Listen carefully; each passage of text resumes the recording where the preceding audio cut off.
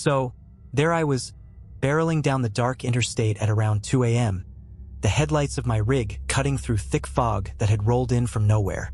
Driving at night was routine for me. I'd been hauling loads across the country for years, seen every kind of weird and unsettling thing you could imagine. But this night was different. I'd picked up a load in California, aiming to deliver in Colorado by sunrise. It was a long haul, but the road had always been a friend, even if a strange one at times. After all, there's something about the hum of an engine and the sight of nothing but open road stretching in front of you that can make you feel invincible. Until that night, about 2 hours into my trip, the road narrowed, twisting through a stretch of deserted forest. The GPS warned me this route could be risky, but I'd driven it before and figured I could handle it. As I rounded a sharp bend, a figure darted across the road. I hit the brakes hard, heart hammering, and barely managed to avoid hitting whatever it was. When the dust settled, I looked around. No one. Just an empty road, trees towering on both sides, silent and still. I pulled myself together, thinking maybe I'd just seen an animal, maybe a deer, but then there was something else. A noise, a whisper. Through my open window, something was whispering my name. The hairs on the back of my neck prickled as the whispering grew louder, more insistent. I closed the window, figuring I was just tired, imagining things. But as I drove on, I couldn't shake the feeling that someone, or something, was watching me from the shadows. I pushed the accelerator, eager to get out of that forest stretch. Then my truck's radio, which I had left off, crackled to life. Static filled the cabin, and underneath the static, a voice murmured just barely loud enough to hear. "Come back." A chill ran down my spine. I didn't recognize the voice, but it sounded wrong, like a mix of static and a low, gravelly growl, echoing as if it were calling from a distance. I turned off the radio completely, but the voice kept repeating, "Come back. Come back." And then, just like that, the radio fell silent. I was starting to feel like this night was taking a very dark turn, but I kept pushing forward, just wanting to leave that stretch of road behind. Another hour went by, and I began to think maybe I was in the clear. The fog had cleared up, and the road was empty once more. But then, out of nowhere, my rig lurched as if I'd hit something massive. I swerved, struggling to keep control. The truck slowed to a stop, and in the glow of my headlights, I saw it. A person, lying in the middle of the road. Or at least, that's what I thought it was. I leapt out of the cab, heart pounding, and rushed over. But as I got closer, I froze. The figure didn't have a face.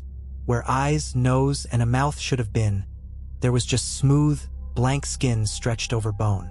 It lay there, motionless, its arms twisted at impossible angles.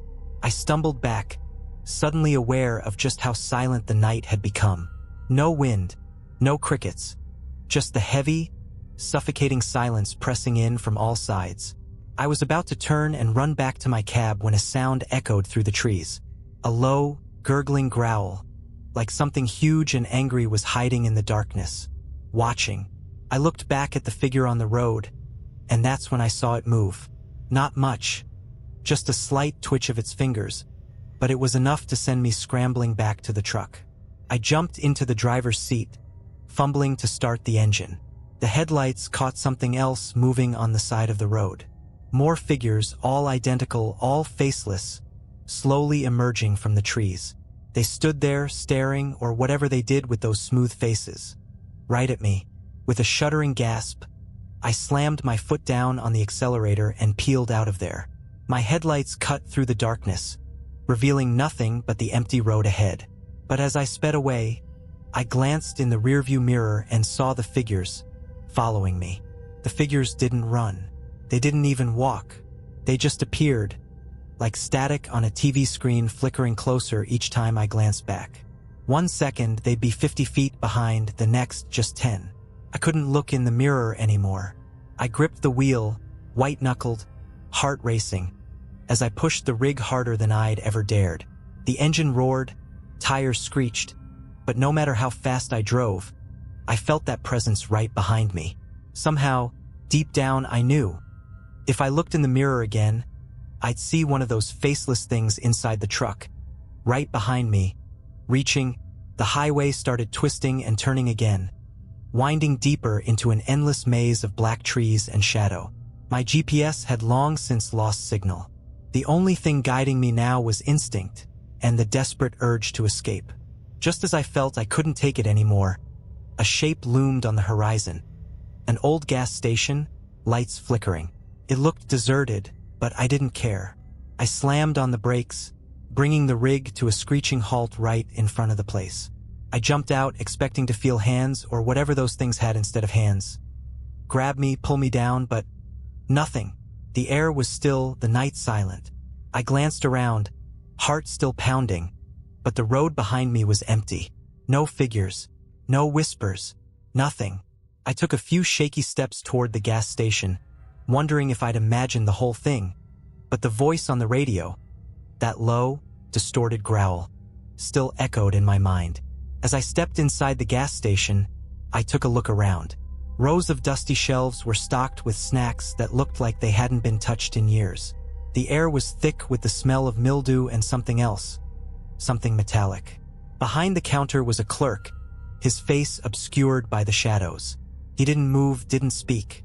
"Hey," I managed, voice shaking. "Phone. Do you have a phone?" The clerk lifted his head slowly, and my stomach dropped.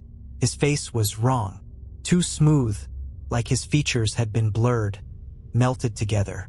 And his eyes, small, black, bottomless pits that swallowed the light. "I'd leave if I were you," he rasped, voice crackling like dead leaves underfoot. "You're not supposed to stop here." What?"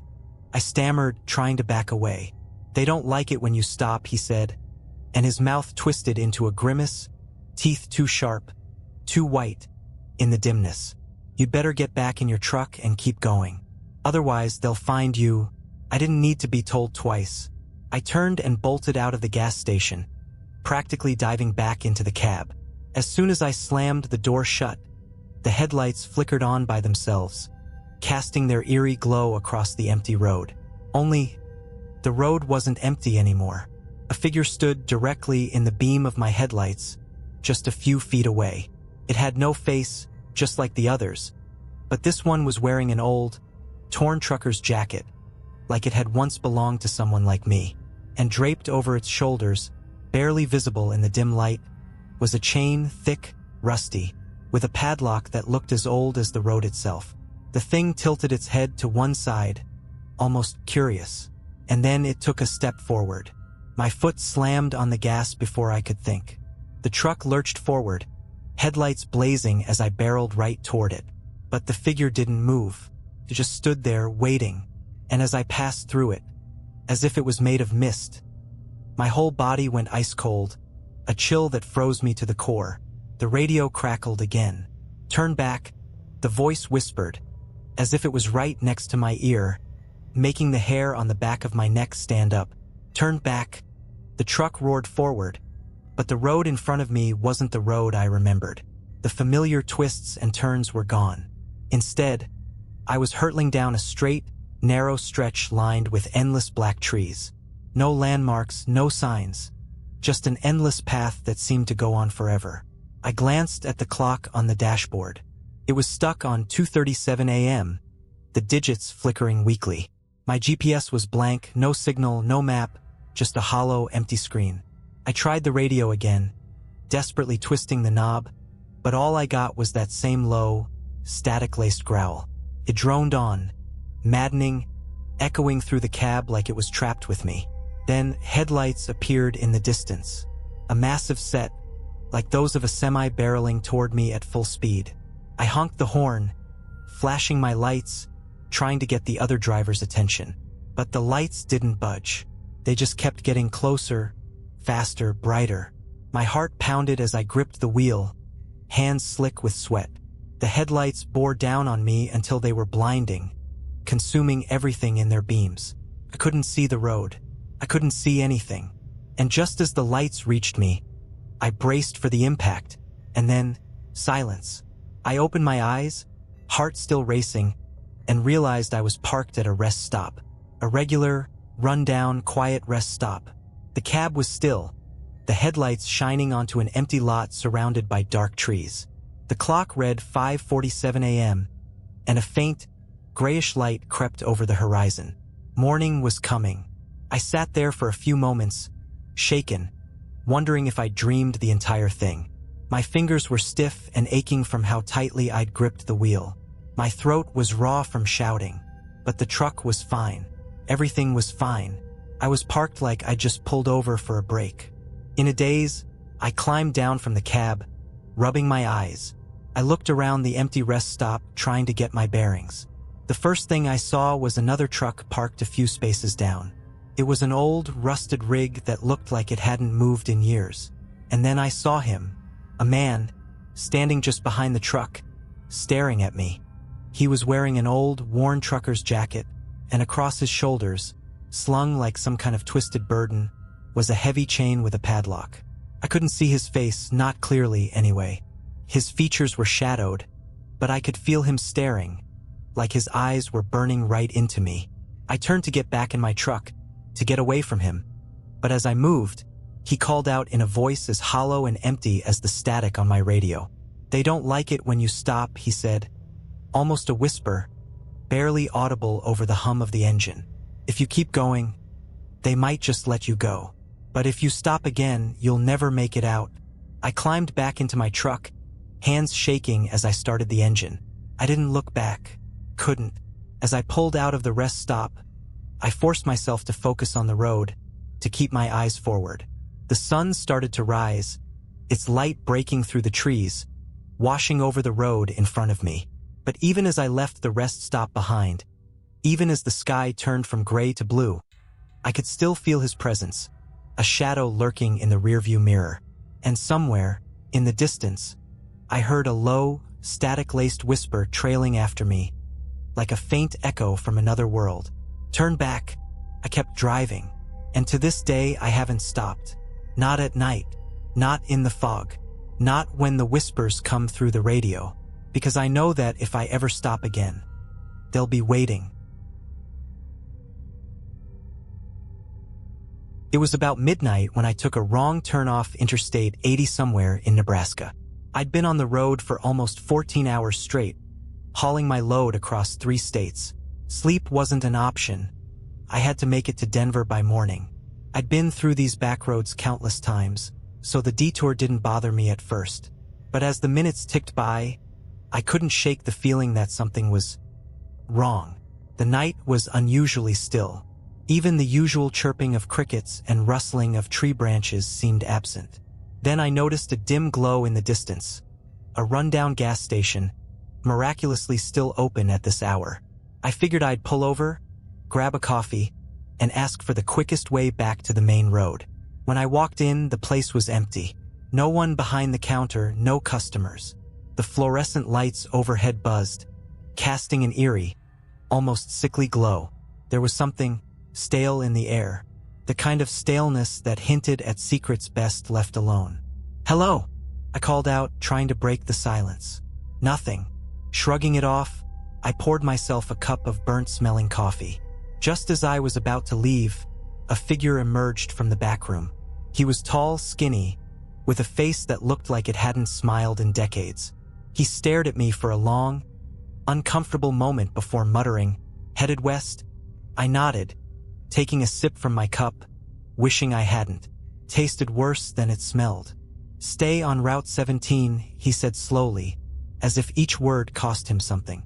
"And don't stop, no matter what." That got my attention. "What do you mean, don't stop?" The man didn't answer. He just gave me this haunted look and disappeared into the back. As I got back in my truck, his words stuck with me. "Don't stop." I chuckled, chalking it up to some small-town superstition. But the weirdness of the place lingered, gnawing at my mind as I merged back onto the road. It wasn't long before I saw it. A thick fog started rolling in, so dense it seemed to absorb the beams of my headlights. In the middle of nowhere, I couldn't see 10 feet in front of me. My grip tightened on the wheel as I pressed on, ignoring the instinct to slow down. Then, out of the fog, something appeared. At first, I thought it was another truck, but as I got closer, I realized it was something else. An old, battered car, creeping along in the same direction I was heading. The car's taillights flickered like they were barely holding on. It was too slow, so I pulled into the other lane to pass it. Just as I drew alongside, I glanced over and froze. Inside, the driver was slumped over, his face pale and lifeless, eyes wide open, staring straight ahead. He looked like he'd been dead for days. My heart slammed against my chest. Before I could fully process what I'd seen, my truck swerved back into the right lane, and I floored it, desperate to put as much distance as possible between me and that car. But no matter how fast I went, the car stayed behind me. The headlights of that old car never faded, locked onto my truck like some hellish beacon. I kept glancing at my mirrors, hoping to lose it around a bend, but every time I checked, it was right there, close enough that I could almost feel the driver's dead eyes boring into the back of my skull. I kept replaying what the guy at the gas station had said. Don't stop. The fog seemed to thicken, clinging to the road in thick, twisting wisps. My headlights barely cut through it. At this point, all I could see was the road immediately in front of me and those relentless headlights following behind. I kept one eye on the road and one on the clock, 2:17 a.m. It was a little over an hour since I'd left the gas station. I just had to keep moving, keep my focus on Denver. Then I saw something in the road. At first, it was just a shape, low and unmoving. As I got closer, it became clear. It was a figure, hunched over on all fours. A person, crouched in the middle of the highway, head down, hair hanging limp over their face, unmoving. My foot hesitated on the brake, every instinct screaming at me to slow down.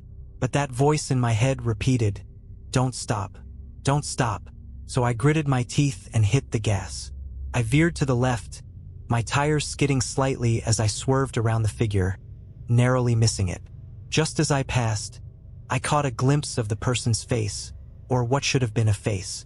It was pale, blank, with hollow, empty eyes staring straight ahead, unblinking, and worse, turned, ever so slowly, to watch me pass. My heart hammered in my chest as I forced myself not to look back, focusing only on the road ahead. But just then, something even stranger happened. The car behind me suddenly sped up, as if it, too, was trying to avoid that figure. It swerved erratically, almost losing control, before managing to right itself. That was the first time I felt it, the bizarre sense that maybe that thing wasn't chasing me. Maybe it was trying to outrun something else. But that didn't make sense, did it? A dead driver still driving? My mind raced, trying to rationalize it all, but the fear kept me grounded. All I could do was keep my foot pressed on the gas and push forward, faster and faster, as the fog seemed to close in tighter, wrapping around the road like some kind of living, breathing thing.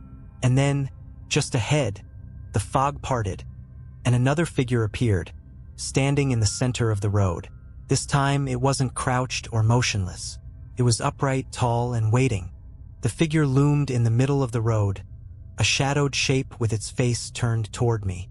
Its arms hung stiffly by its sides, fingers outstretched like claws, as though it were ready to grab onto anything that dared get close. Couldn't stop. I wouldn't stop. I gripped the wheel and barreled forward, the truck's engine roaring as I pressed down harder on the gas. But just before impact, the figure shifted. No, it melted. It seemed to dissolve, reforming beside my window as I flew by, gliding effortlessly with the speed of my truck. My heart stopped. His face was there, right outside my window, staring in at me. It was a man, or at least it used to be. His skin was translucent, stretched tightly over his skull, and his eyes were pure white, empty and endless. His mouth hung open in a silent scream, jaw unhinged in an expression of pure, primal terror. I felt an icy chill radiate from the glass, seeping through the window and into my bones. Then, as suddenly as he appeared, he was gone. I glanced into my side mirror, half expecting him to still be there, clinging to the side of the truck. But the mirror only showed empty road behind me, winding back into the mist. Except, the headlights were gone. The car, the one that had been tailing me, had disappeared. I took a shaky breath, almost relieved, but my grip didn't relax. Something wasn't right. That car couldn't have vanished without a trace. And the fog, it was thicker than ever, swirling around me like smoke from a fire. I felt trapped, like the road was shrinking, closing in. That's when I heard it. The unmistakable sound of footsteps on the roof of my truck. Slow, deliberate footsteps, moving from the back of the cab toward the front. I couldn't make sense of it. There was no way anyone could be up there. We were still moving at high speed. But the sound was undeniable. A heavy, measured pace. Like someone was walking, taking their time, confident I had nowhere else to go. Then something tapped against the windshield from above. Once, twice, with a strange, rhythmic beat, like someone drumming their fingers. I barely breathed. My knuckles were white on the wheel as I kept my eyes fixed on the road, praying I'd see some sign of civilization, some light, any break in this nightmare. Then, slowly, the sound shifted. It was no longer tapping. Now, something was dragging its nails across the roof, like claws scraping against metal, inching closer and closer to the edge of the windshield. The fog was thick, blanketing the road, making every second feel like an hour. And then I saw it, emerging from the fog, stretching across the road in long, jagged letters that looked like they'd been carved into the asphalt itself. Turn back. The words stretched on for at least 50 feet, glistening wet and fresh in the darkness. But I knew those letters hadn't been there a moment ago. The scratching stopped. The air around me grew thick, almost suffocating, as if something enormous was crouched just above, waiting. I couldn't turn back now. The words "turn back" faded into my rear view as I pressed on, my hands trembling on the wheel. The silence was almost worse than the scratching had been. It felt like something was biding its time, waiting for me to make one wrong move. The fog tightened around my headlights, so dense it was like driving underwater. Every instinct screamed at me to pull over, to turn around, to do anything but keep going. But the guy at the gas station's voice rang in my head again. Don't stop, no matter what. Then, out of nowhere, the radio crackled to life. The static was loud, filling the cab with harsh white noise. I jumped, my eyes darting to the dials, but my hand froze mid-reach as something came through the static. A voice, low and strained, like it was fighting to be heard. It was my own voice. Shouldn't have come this way. My blood turned to ice. I was hearing myself, the same tone, the same exact words I'd spoken to myself just before seeing that first figure in the road. The voice continued, whispering things I'd only thought in my head, fear bubbling up with every word. You've gone too far. No turning back. My heart pounded as I struggled to ignore the radio, but the voice grew louder, overlapping, each version of my own voice layered over the other until it was like a chorus of fear. And then, they all fell silent, replaced by a single hoarse whisper. He's here. In that instant, my headlights revealed something up ahead. A figure, no, several figures, lined up along the edge of the road. They didn't move. They just stood there, watching as I drove by, their faces shrouded in shadows, but I could feel their eyes following me. One of them lifted a hand as I passed, pointing, and slowly, almost imperceptibly, each one of them turned their heads in the same direction, as if guiding me somewhere, their eyes tracking me like I was prey. I could feel the weight of their gaze, heavy and consuming, as I gripped the wheel, desperate to outrun whatever this was. I forced myself to look straight ahead, my pulse hammering, barely breathing, hoping this would end. Then the road began to twist, bending into turns that shouldn't have been there. I knew this route and it was supposed to be a straight shot, but now it was winding and narrow, and every turn felt like it was leading me deeper into some unseen trap. And that's when I saw the headlights behind me again. Only this time there were two sets. One came closer, accelerating fast, the light growing brighter, almost blinding in my mirrors. The other stayed back, as if keeping its distance, watching and waiting. My hands were slippery with sweat as I tightened my grip, the truck rumbling as I sped up. But no matter how fast I went, the headlights behind me got closer and closer, like they were chasing me, herding me forward down this cursed road. I glanced in my side mirror, And that's when I saw something that made my stomach drop. There was a figure in the passenger seat beside me. I couldn't look directly at it, my vision fixed on the road, every instinct screaming not to acknowledge whatever was sitting there beside me. But in my peripheral vision, I saw just enough. The figure was hunched, its bony hands resting on its knees, fingers tapping a slow, deliberate beat. Its skin was gray, taut, and corpse-like, stretched over a face that was turned toward me, unblinking. Its eyes were pits of darkness, endless and consuming, and even without looking straight at it, I felt its gaze boring into me. It leaned closer, the stench of rot and damp earth filling the cab, pressing down on me. I clutched the wheel, knuckles white, struggling to keep my focus on the road. My heart raced, each beat louder than the last, thundering in my ears. The voice on the radio returned, faint but unmistakable, whispering the same words over and over. "He's here. He's here. He's here." I pressed down harder on the gas, the truck roaring as I tried to outrun the voice, the figure, the headlights chasing me. But no matter how fast I went, the road kept twisting, leading me deeper into some unknown place, the fog thickening, the turns sharper, narrower, until I barely had control. The figure beside me shifted. Slowly, it raised one skeletal hand and pointed forward, guiding me. I didn't want to look, didn't want to follow, but the road seemed to have a mind of its own, curving sharply as if steering me right where the figure wanted. And then, in the distance, I saw a bridge. It loomed out of the fog, old and decrepit, the kind of structure that looked like it hadn't seen use in decades.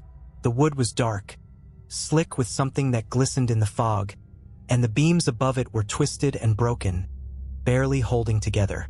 A shiver ran through me, but I couldn't stop.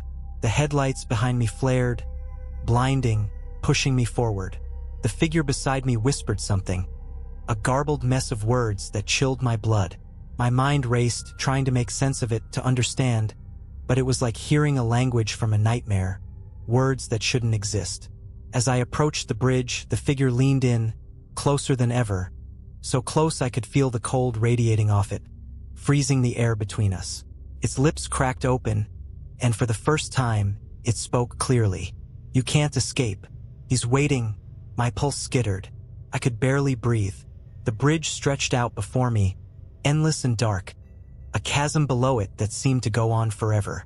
I wanted to slam on the brakes, to turn around, but the figure's gaze pinned me in place, a weight that rooted me to the seat. Then, just as my front wheels hit the bridge, the headlights behind me went dark. The road behind me disappeared into the fog, swallowed whole, leaving only silence. And that's when I heard it. A low, deep growl, rumbling up from beneath the bridge. It was an animalistic sound, primal and hungry, echoing through the night like a warning. My heart hammered, my skin cold as I gripped the wheel, inching forward, barely breathing. The sound grew louder, closer, as if something was moving up from the darkness below. I risked a glance at the figure beside me, desperate for some hint of what was happening. But it was gone. The passenger seat was empty, the stench of rot lingering, but the figure had vanished without a trace. Then, with a crack, the bridge beneath me shuddered, with splintering as something massive began to move below. The bridge groaned under the weight of the truck, the wood buckling, shifting, as if something immense and alive was moving just beneath the surface. The fog thickened, swallowing the edges of the bridge and turning everything outside my windshield into a dense, suffocating wall of gray. I was trapped, caught on this ancient, crumbling bridge with nowhere to turn, no way to go but forward. And then, out of the fog ahead, I saw it. A figure tall and unnaturally thin, standing directly in the center of the bridge. Its body seemed to blend with the mist, limbs elongated and warped, twisting into unnatural angles. I slammed on the brakes, the truck skidding to a halt just feet away from the figure. My hands were shaking as I watched it stand there, motionless. For a few moments, nothing happened. I thought maybe it was just another apparition, something that would vanish if I just blinked or looked away. But then it began to move, its head tilting, jerking toward me as if it had finally sensed my presence. It took a step forward, the wood creaking under its weight, and I saw its face for the first time. It had no eyes, just empty, hollow sockets staring into me, somehow seeing everything. Its mouth stretched impossibly wide, twisted into a grotesque grin that seemed to grow larger with every step. The closer it came, the more I felt my courage drain away, replaced by a cold, numbing fear that gripped me from head to toe. The growling sound beneath the bridge grew louder, now accompanied by the splintering of wood as the structure gave way piece by piece. Whatever was down there was rising, and it felt like the whole bridge would collapse at any moment. I knew I had seconds left to decide. Somehow, I forced myself to move. I slammed the truck into reverse, trying to back up, but the bridge shuddered violently, lurching downward as the beams split and cracked. The headlights flickered, casting strange, twisting shadows across the fog, illuminating the creature just inches from my hood. Its fingers stretched out, reaching for me. With a primal scream, I threw the truck back into drive, my only choice to plow forward, straight toward the figure.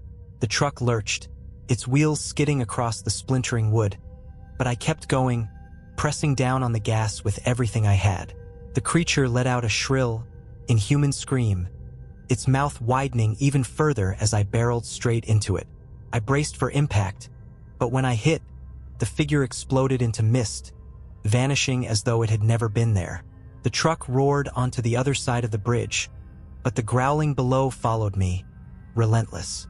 In the rearview mirror, I saw the bridge behind me collapse into the chasm, the fog closing in as planks and beams tumbled into darkness. I kept driving, not daring to stop until the fog finally thinned and the road opened up. My heart pounded as I reached a crossroads, the signs pointing toward Denver glinting under my headlights. It was over. Somehow I'd made it. But as I rolled to a stop to catch my breath, something caught my eye in the rearview mirror.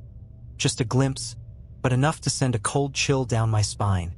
In the shadows at the edge of the road, barely visible in the dim light, was the figure. Standing there, motionless, its hollow eyes locked onto me. I didn't wait. I slammed the gas, tearing down the highway, heart racing, knowing that I'd left something back on that bridge, but something else had followed me. I never liked taking the night shifts, but as a truck driver, you don't always get a choice. You just take the load and go. That night, the dispatcher called late, saying they had a last-minute job for me. A run out to a small town in the middle of nowhere. One of those places that barely appears on a map. And yeah, it sounded a bit weird. The guy on the phone wasn't our usual dispatcher, just some low voice with too much static in the background. But it paid double and I wasn't about to turn that down. I should have turned it down. Around midnight, I was on a narrow highway, trees dense on both sides, swallowing up any light besides my headlights. The road was dead empty. Not a single car passed me in the last hour. Radio static buzzed quietly in the background, the only sound besides the hum of the engine. A good way to stay alert, I told myself. But something in the air felt wrong. The kind of feeling you get when someone's watching you, even if you're all alone. After a while, I started noticing strange signs along the road. Nothing like the usual mile 25 or no littering ones. These were old, rusted, barely hanging on their posts. I squinted as one came into view. It had no words, just a hand-painted symbol of a twisted figure. Its head was cocked to one side, its limbs longer than humanly possible. That uneasy feeling grew worse. I turned my eyes back to the road, shaking it off as just some prank from local kids. But then the radio crackled louder. Through the static, there was a faint voice, just a whisper, like someone far off. "Turn around," it said. Then, nothing. I laughed a bit, chalking it up to a prank or my own sleep-deprived mind, but I turned the volume down anyway. After about 20 minutes, I saw something in the road up ahead. A silhouette, maybe 30 yards away, walking along the edge of the highway. Just a shadow in the glow of my headlights. At first, I thought it was an animal, but as I got closer, I realized it was a person. They wore a long, tattered coat and didn't seem to notice my truck barreling down behind them. It wasn't until I was practically on top of them that they finally looked up. Their face, if you could call it that, wasn't right. The features were blurred, almost melting together like a half-formed clay sculpture. Eyes too large, mouth stretched into a frozen, unnatural smile that twisted at odd angles. As I sped past, their gaze snapped to meet mine, unblinking. I felt a shiver crawl up my spine. I knew I should have kept driving, but I slowed down, glancing in my rearview mirror. There was no one there, just the empty road behind me. I sped up. The voice on the radio came back, crackling with static. Louder this time. "You need to leave." I pressed the power button, trying to turn it off, but the voice kept coming, scratchy and distorted. I hit the button harder. Nothing. Then, a burst of static cut through the silence, and I heard the sound of footsteps. It sounded like someone was running, bare feet slapping against cold concrete, and it was getting closer. My heart raced. I stomped on the gas, forcing my rig to go faster down that winding road. My eyes were glued to the rearview mirror, watching the empty road behind me. And then I saw it. That twisted figure was back. Not walking this time, running. Its long, distorted limbs pumped furiously, its misshapen face fixed in a grotesque grin, and it was keeping pace. I forced my eyes forward, praying that whatever it was wouldn't catch up. The radio static exploded again, deafening this time, and I heard a scream, sharp and piercing, like nails dragging across my mind. My vision blurred for a second, my grip slipping on the wheel, and the truck veered slightly before I managed to steady it. Just ahead, a shape emerged from the trees lining the road. A man, waving his arms frantically in the middle of the highway, his eyes wild with panic. I swerved, barely managing to avoid him. My brakes screeched as I brought the truck to a halt, my heart thundering in my chest. I looked out the window, but the man was gone. Nothing but the empty road stretched out before me. I told myself to keep going, just get the hell out of there. But something in me, maybe the old trucker's code of helping others, made me check the side mirror again. And there he was, the man standing just behind my truck, staring up at my window. His eyes were wide, mouth gaping open as if he were silently screaming. I didn't dare get out. I just stared back at him, feeling my skin prickle with cold dread. He took a step forward, his hand reaching up to the door handle. I floored it. The truck roared as it leapt forward, leaving that figure behind in the swirling dust. I didn't look back, not once. I just drove, faster than I ever had, the trees blurring past as the road stretched out in front of me. Hours later, I finally saw the lights of a gas station, a sign of life. I pulled in, barely able to keep my hands steady as I climbed out of the cab. The attendant looked at me, eyes narrowing as he took in my pale face and trembling hands. "You all right, buddy?" he asked. I opened my mouth to answer, but I couldn't find the words. How could I explain what had happened? Then I glanced at the window of the gas station and froze. There, reflected in the glass, was that figure, standing just behind me, its twisted face smiling back at me through the night. I stumbled back, blinking hard, praying that my eyes were playing tricks on me. But there it was, clear as day in the reflection, a contorted figure with that wide, unnatural grin, lurking in the shadows just beyond the gas station's glow. I whipped around to face it, fists clenched, ready to defend myself. But there was nothing there, just the dark, empty road stretching back into the woods. The gas station attendant tilted his head, watching me with concern. "You sure you're okay, man?" I took a shaky breath, wiping sweat off my forehead. Yeah, I just thought I saw something. Long haul, huh?" he said, not convinced. "Need a coffee? Bathroom?" I nodded, feeling stupid for letting some hallucination shake me up this much. "Yeah, coffee, please." Inside, the fluorescent lights were harsh, casting everything in a sickly white glow. The place was silent. No music, no hum of fridges, just that thick, uncomfortable quiet. I moved to the counter, drumming my fingers while the guy poured me a cup. I couldn't help but glance over my shoulder, scanning the glass doors to make sure I was still alone. As the attendant handed over the coffee, I felt an overwhelming urge to just talk to someone, to explain what I'd seen, to ask if he'd ever experienced anything like it on this highway. But before I could say a word, I noticed something odd on the guy's arm. It was a tattoo right above his wrist, a strange symbol that looked familiar. It was the same twisted figure I'd seen on that rusted road sign, its limbs bending at impossible angles, eyes hollow and black. My breath caught in my throat. That tattoo! I pointed at it, my hand shaking. The guy looked down at his wrist, expression unreadable. What about it? Where'd you get it? I asked, unable to tear my eyes away. He chuckled, but it sounded forced. Everyone out here's got one. It's a local lore. Keeps the shadows away. He glanced at the door, his eyes darting over the dark highway. People say the tattoo's like a warning, a sign that you know they're there and they know you're watching. What do you mean, they? He shrugged, avoiding my gaze. Just stories, man. They say sometimes the road has eyes, and if it sees you, he trailed off, his face darkening. Look, just stay on your route, all right? And don't stop again till you reach your destination. Some places around here, they don't like visitors. I forced a laugh, trying to shake off his words, but every hair on my body was standing on end. Yeah, guess it's been a long night. I'll be fine. But as I left the gas station and climbed back into my rig, his words echoed in my mind. Some places don't like visitors. I shut the door, feeling that strange, heavy silence settle around me again. The highway stretched out ahead, a pitch-black ribbon disappearing into the distance, as if daring me to keep going. Just as I put the truck in gear, my radio crackled. I froze. Static hissed through the speakers, and a faint voice drifted over the airwaves. Turn around. The words were so soft, I thought I might have imagined them. But then they repeated, louder this time. Turn around. Every instinct I had screamed to listen, to spin this rig around and get the hell out of there. But the job was waiting, and I couldn't just back out.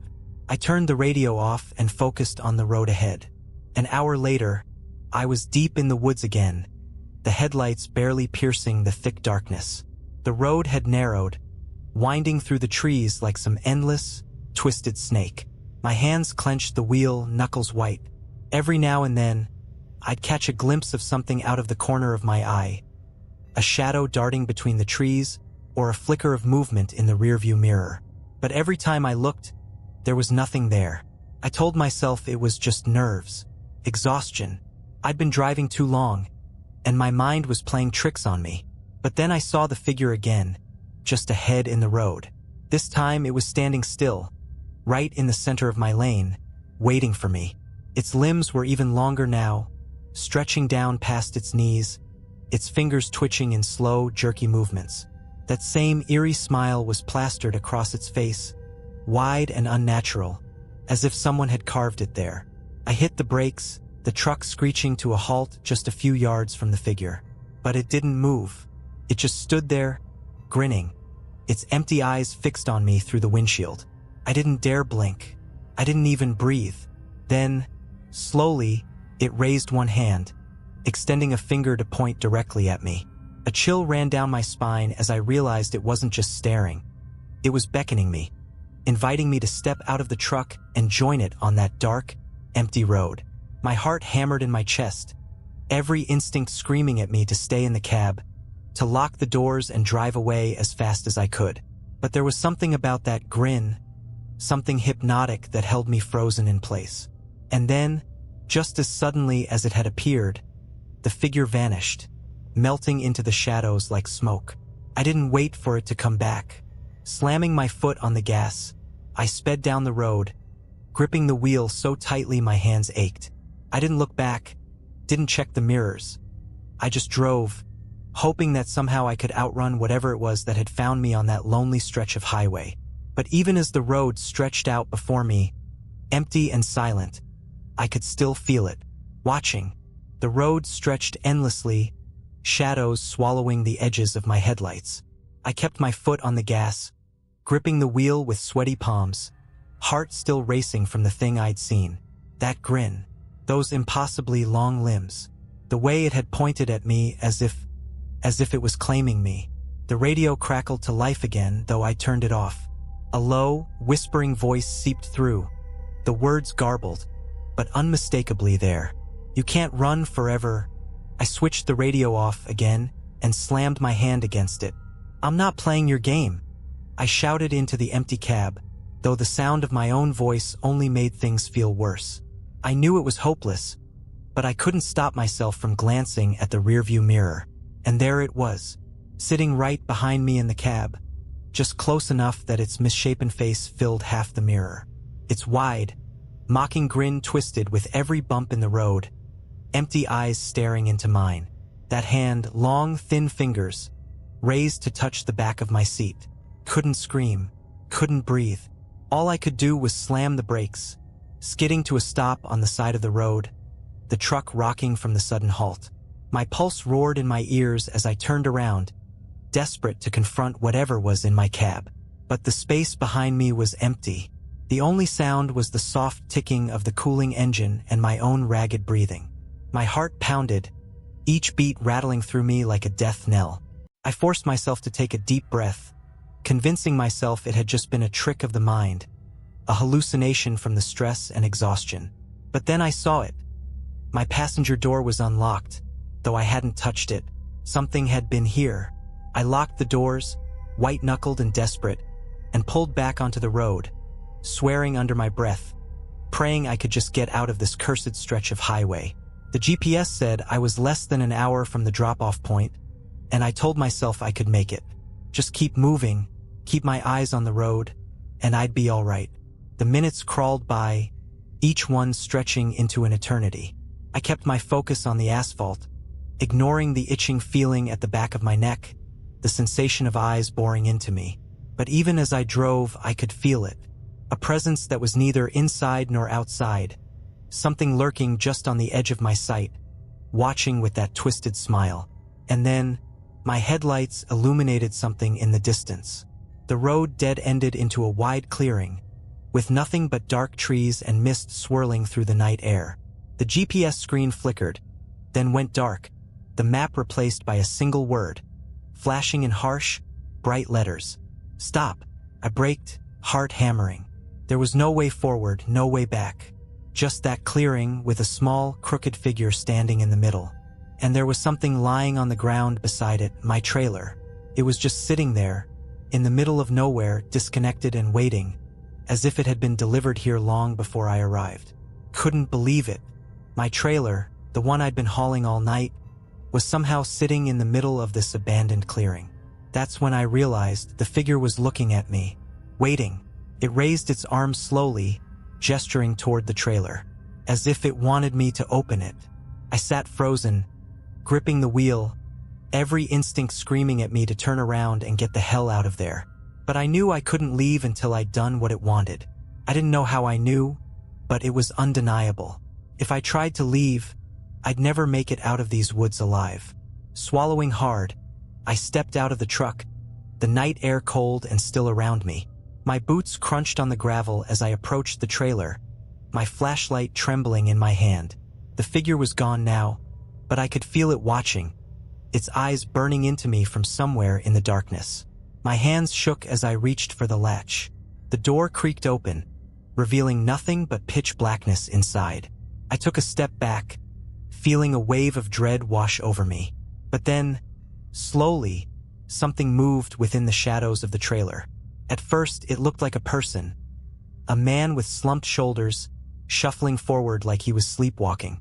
But as he came into the light, I realized he wasn't alone. There were others, a whole line of figures, each one stepping out of the trailer with that same empty expression, that same unnatural, twisted smile. Men, women, children, people of all ages, their eyes hollow, their movements stiff and robotic.